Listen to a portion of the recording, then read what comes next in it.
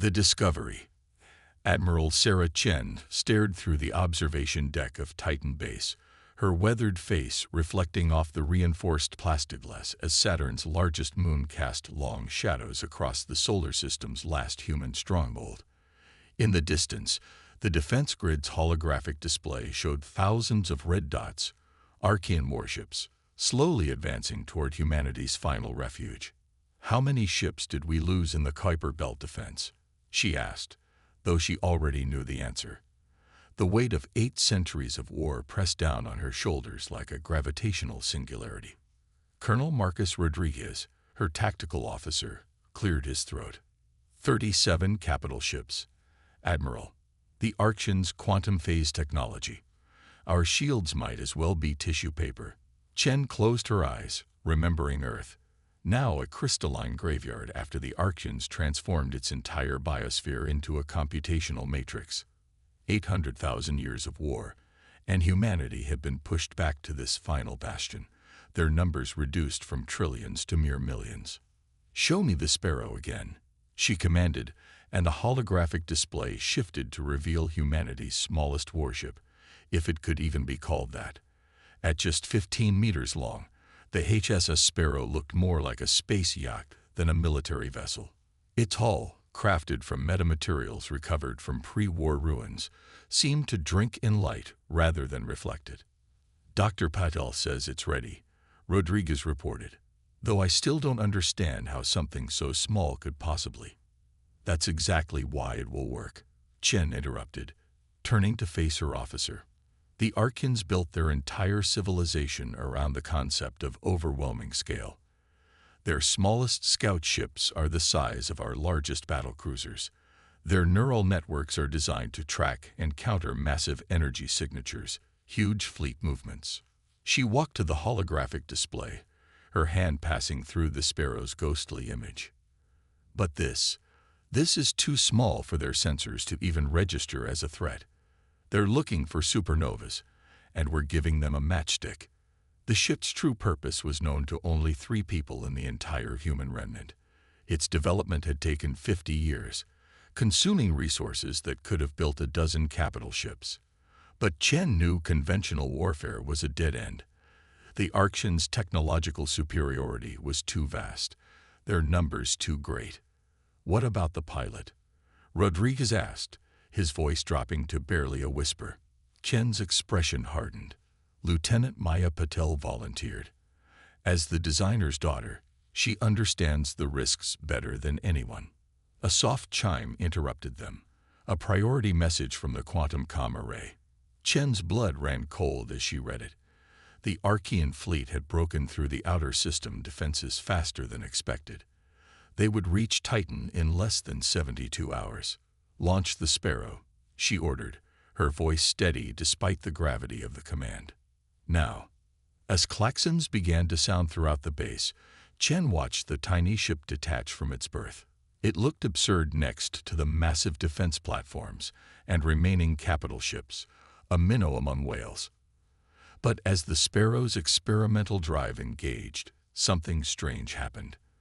For a brief moment, the ship seemed to exist in multiple places at once, its outline blurring like a quantum particle refusing to be pinned down to a single location. Then it vanished completely, leaving not even a ripple in spacetime to mark its passage.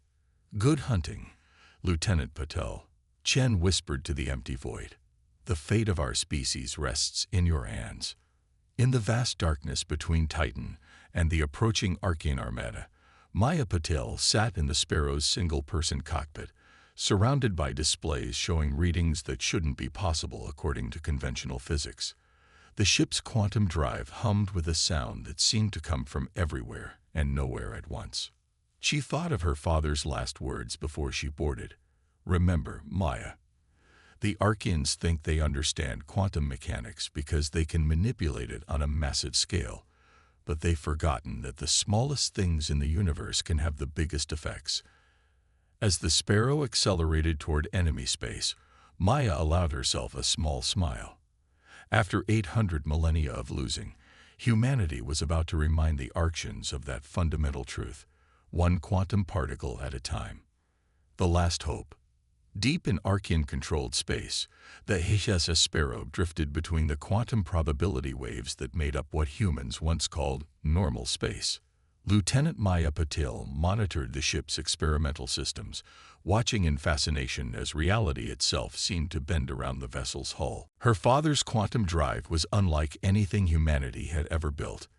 Instead of pushing against space-time like conventional engines, it allowed the Sparrow to exist in a state of quantum superposition, simultaneously present and absent from any given point in space. The Archean's vast sensor networks, designed to detect the gravitational signatures of large vessels, were blind to a ship that refused to commit to a single location. Maya brought up the secure files detailing her true mission. The Sparrow wasn't just a stealth vessel, it was a delivery system for Project Oracle, humanity's final gambit against their ancient enemy. She remembered the day her father had made the breakthrough, studying the quantum crystalline structures the Archeans had used to transform Earth. "They think they destroy our homeworld," Dr. Patel had told her, "but they actually gave us the key to understanding their fundamental weakness." The ship's quantum sensors suddenly pinged, pulling Maya from her thoughts. An Archean patrol fleet was passing nearby, massive vessels that resembled abstract geometric sculptures more than traditional spacecraft. Each one was larger than Earth's moon, their hulls incorporating entire artificial solar systems to power their reality-warping weapons. Maya held her breath, though she knew it wasn't necessary.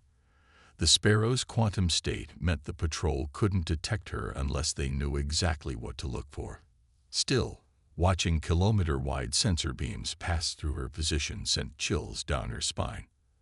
As the patrol moved on, she accessed the ship's special cargo hold, a chamber that existed in an even stranger state of quantum uncertainty than the rest of the vessel. Inside was a single crystal, no larger than her thumb, containing what her father called a quantum virus. The crystal was based on the same technology the Archeans had used to transform Earth, but with a crucial difference. Where their version operated on a massive scale, this one was designed to work on the quantum level, spreading through their neural networks like a subatomic plague. "The bigger they are, the harder they fall," Maya muttered, recalling the ancient human phrase. The Archeans had built their entire civilization on massive quantum computing networks, linking their consciousness across vast distances. But like any network, it could be infected if you found the right access point. Her neural implant chimed with an encrypted message from Titan Base. Maya's heart sank as she decoded it. The Archean fleet had arrived at Saturn ahead of schedule. The battle for humanity's last stronghold had begun. New tactical data streamed across her displays. The Archeans had deployed their standard strategy, using quantum phase technology to bypass the human defense grid completely. Their massive ships existed in multiple realities simultaneously, making conventional weapons useless against them. But Admiral Chen's forces weren't fighting to win. They just needed to buy enough time for the Sparrow to complete its mission. Maya plotted a course deeper into enemy territory, toward the Archean Central Nexus, a massive artificial structure that served as the quantum computing heart of their empire. The coordinates had cost thousands of human lives to obtain, paid for with centuries of suicide missions and desperate sacrifices. As the Sparrow's quantum drive engaged, Maya touched the small pendant around her neck, a gift from her father containing a single grain of Earth's transformed soil. "I'm coming for you," she whispered to the distant Archean fleet, "and I'm bringing a piece of home with me." The ship phased between quantum states, its revolutionary drive allowing it to traverse vast distances by exploiting the universe's underlying uncertainty. Maya watched the probability waves fluctuate around her, knowing that humanity's fate now rested on her ability to navigate this quantum maze to its source. In her mind, she could still hear her father's final briefing. "The Archeans think quantum mechanics is a tool to be wielded on a cosmic scale.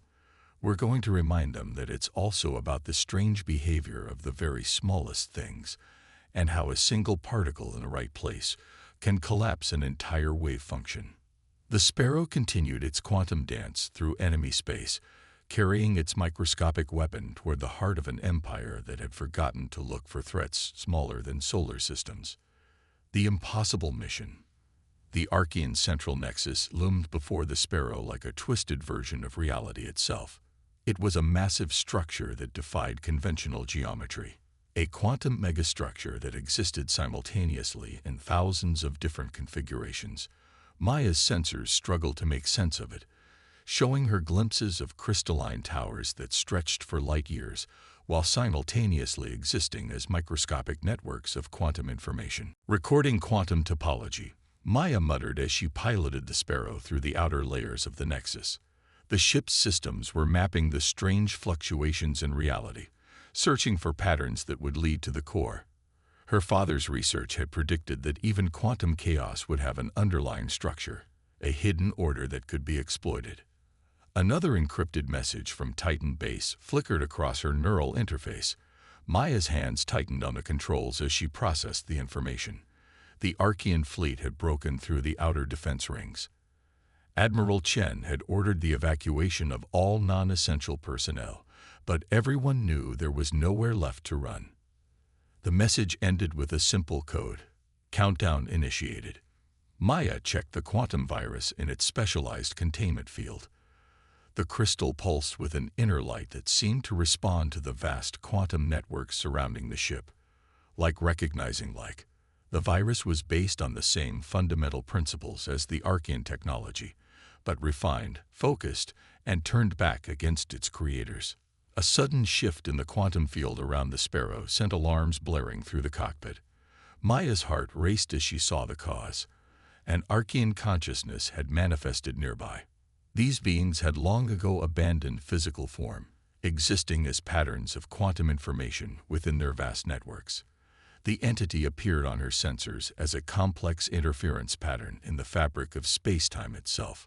Maya held perfectly still, though she knew movement made no difference. The Sparrow's quantum state kept it hidden, but she had never been this close to one of them before. The Archean consciousness expanded, its quantum pattern growing more complex as it began what seemed to be a routine scan of its domain. Through the Sparrow's sensors, Maya could sense fragments of the entity's thoughts, alien concepts that her human mind struggled to process. The Archean saw reality itself as something to be computed, calculated, and controlled. They had spent hundreds of thousands of years building their quantum empire, expanding their consciousness across entire galaxies. And they had never once considered that their greatest weakness might lie in their greatest strength. The entity's scan passed through the Sparrow's position, and Maya allowed herself to breathe again. According to her instruments, she was now less than an hour from the Nexus core, the quantum computational center that coordinated the entire Archean civilization. Another message from Titan Base, but this one was garbled, distorted by the intense quantum fields surrounding the Nexus. Maya could only make out fragments. Defense grid, failing. Archean forces, planetary approach. She forced herself to focus on her instruments. The Sparrow's quantum drive was operating perfectly, keeping the ship in its state of superposition as she navigated deeper into the Nexus. But the power requirements were immense. She would have just enough energy to reach the core and initiate Project Oracle. After that, Maya touched her father's pendant again, feeling the grain of transformed Earth within. The Archeans had turned their homeworld into a quantum computer because they believed bigger was always better. That true power came from constructing vast networks and massive computational arrays. They had never stopped to consider that the same principles that made their civilization possible could be turned against them at the smallest scale. A quantum virus, spreading through their networks at the subatomic level, using their own technology to unravel the very foundations of their empire. The Sparrow's sensors detected a change in the quantum fields ahead, a pattern of increasing complexity that her father's research had predicted would mark the approach to the Nexus core. Maya began the final approach sequence, watching as reality itself seemed to fracture and reassemble around her ship. "Time to remind the giants," she whispered, "that sometimes the smallest particles make the biggest waves." Breaking point. The Nexus core pulsated with quantum energy, a space where reality itself was computed and recomputed trillions of times per second. Maya guided the sparrow through layers of probability, each movement bringing her closer to the heart of the Archean Empire. Here, at the center of their civilization, the boundary between information and existence had completely dissolved. Warning indicators flashed across the sparrow's displays as the ship's quantum drive struggled to maintain its superposition state. The energy density in the core was beyond anything they had simulated back on Titan. Maya's neural interface was flooded with cascading alerts, shield harmonics fluctuating, power reserves dropping, quantum stability fields approaching critical variance. A final message from Titan base cut through the quantum static. Archean forces breaching inner defense ring. Ground invasion imminent. Complete the mission. Chen out. Maya initialized Project Oracle's deployment sequence. The quantum virus crystal hummed in its containment field, resonating with the vast computational networks surrounding the ship. According to her father's calculations, she needed to position the sparrow at the exact center of the Nexus core, the quantum equivalent of an empire's beating heart. Suddenly, the space around her ship erupted with activity. Dozens of Archean consciousnesses materialized, their quantum patterns interweaving into a complex lattice of alien thought. They had detected something, not the sparrow itself, but the subtle gravitational echoes of its approach to the core. Maya watched in horror as the entities began a coordinated scan of the area. Their quantum fields probed deeper into reality than any previous scan. The sparrow's superposition state was beginning to destabilize under the intense scrutiny. Warning lights shifted from yellow to red across her console. Then she saw it, the actual center of the Nexus core. It wasn't a physical location, but a confluence of quantum probability fields, a point where all possible states of the Archean Empire intersected. The exact spot where a quantum virus could propagate through their entire civilization in an instant. But reaching it would mean dropping the sparrow's quantum superposition. They would see her. Maya thought of Earth, of 800,000 years of war, of humanity pushed to the edge of extinction. She thought of her father, who had spent his life developing this one chance at victory. She thought of Admiral Chen and the defenders of Titan, fighting and dying to buy her these precious moments. Initiating final approach, she announced to the empty cockpit, her voice steady despite the fear coursing through her veins. Maya fired the sparrow's conventional thrusters, pushing the ship into a direct course for the quantum confluence. The reaction from the Archean consciousnesses was immediate. As the sparrow's quantum state collapsed, their awareness snapped to her position. Maya felt their shock ripple through the quantum fields. Shock at finding something so small, so impossible, so deep within their sanctum. Streams of quantum energy lashed out at the sparrow, trying to disrupt its trajectory. Maya's hands flew across the controls, pushing the tiny ship's maneuvering thrusters to their limits. The hull creaked under the assault, but her father had built the sparrow well. It would hold together long enough. It had to. Human vessel detected in Nexus core. A voice echoed through her mind. The first direct communication from an Archean consciousness in centuries. You have breached the quantum sanctuary. Surrender your vessel for computational absorption. Maya smiled as she activated the quantum virus deployment sequence. You spent 800,000 years trying to calculate every possibility. She transmitted back. But you never calculated for this. The virus crystal shattered, releasing its contents into the quantum confluence. For a moment, nothing seemed to happen.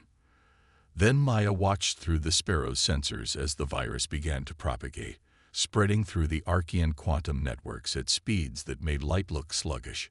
The consciousnesses around her ship reacted in panic, their quantum patterns fluctuating wildly as they tried to isolate themselves from the infection. But it was too late. In the quantum realm, everything was connected.